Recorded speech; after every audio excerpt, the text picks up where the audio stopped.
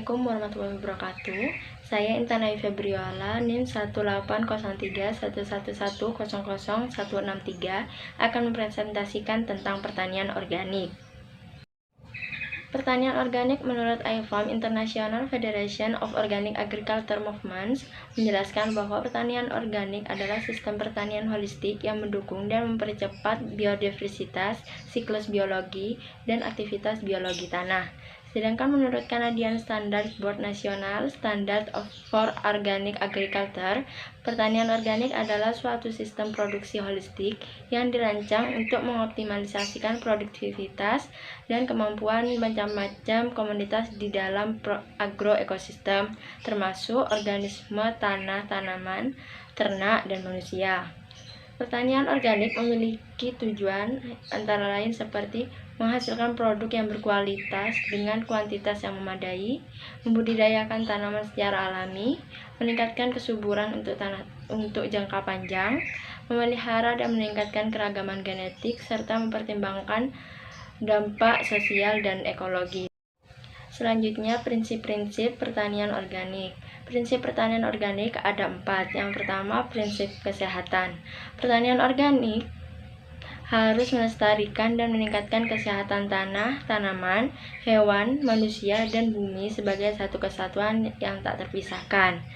Prinsip ini menunjukkan bahwa kesehatan tiap individu dan komunitas tak dapat dipisahkan dari suatu ekosistem.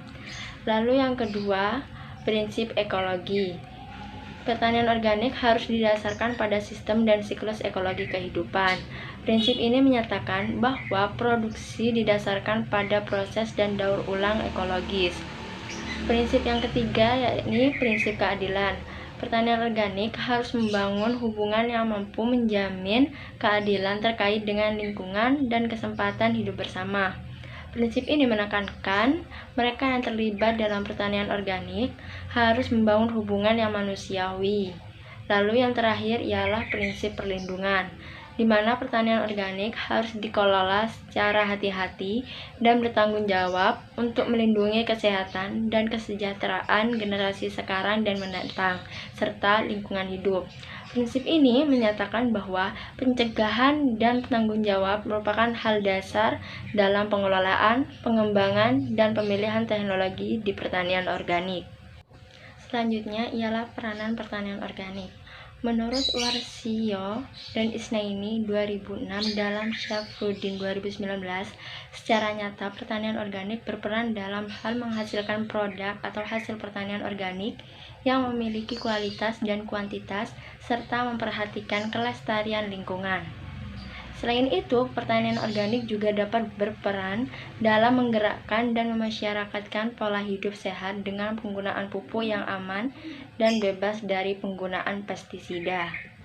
Selanjutnya, metode pertanian organik. Metode pertanian organik terdiri dari 2 metode. Yang pertama, memastikan tanah yang akan digunakan untuk area sawah benar-benar bersih dari paparan bahan kimia. Jika masih ada sisa pestisida, harus dibersihkan dengan pupuk alami. Lalu yang kedua, dengan memilih pertanian sistem organik, kita harus bersabar karena prosesnya tidak seperti pertanian anorganik. Selanjutnya, yang terakhir ialah strategi pencapaian pertanian organik dari sudut manajemen dan praktek. Di Indonesia memiliki lahan pertanian organik sebesar 20% dan memiliki ketersediaan plasma nutfah yang beragam dari tanaman, varietas lokal, dan ketersediaan bahan organik yang cukup. Lalu memiliki suplai bahan organik yang cukup untuk membantu sektor pertanian dan juga usaha di bidang peternakan. Strategi dan program atau praktek tersebut dapat dicapai karena di Indonesia memiliki keunggulan dari letak topografinya dengan iklim tropis dan memiliki modal sumber daya alam yang sangat luar biasa, seperti memiliki berbagai jenis tanaman pangan, aneka sayuran, buah-buahan yang sangat beragam dan dapat dibudidayakan setiap tahunnya. Pemerintah perlu memotong terbentuknya lembaga sertifikasi produk pertanian organik yang dibutuhkan. Selain itu, pembentukan, pengembangan, dan penguatan lembaga-lembaga pendukung seperti kelompok tani, penyuluh, lembaga pemasaran itu perlu persiapan dan pembenahan. Dukungan dalam bentuk kebijakan oleh pemerintah berupa insentif harga produk dan subsidi biaya sertifikasi lahan diperlukan dalam rangka pengembangan pertanian organik. Beberapa aspek pengembangan pertanian organik yang dapat diterapkan seperti peningkatan kesadaran masyarakat tentang perlunya pertanian organik, dan hal ini berhubungan dengan sikap atau perilaku. Lalu yang kedua, penggalakan penggunaan pupuk organik dan pupuk hayati harus diterapkan. Lalu yang ketiga, pengendalian hama dan penyakit secara hayati. Yang keempat, penggunaan dan pemanfaatan biota tanah dengan baik untuk mendukung pertanian organik. Lalu yang terakhir, prospek pemasaran dan daya dukungnya. Sekian presentasi pertanian organik dari saya. Terima kasih. Wassalamualaikum warahmatullahi wabarakatuh.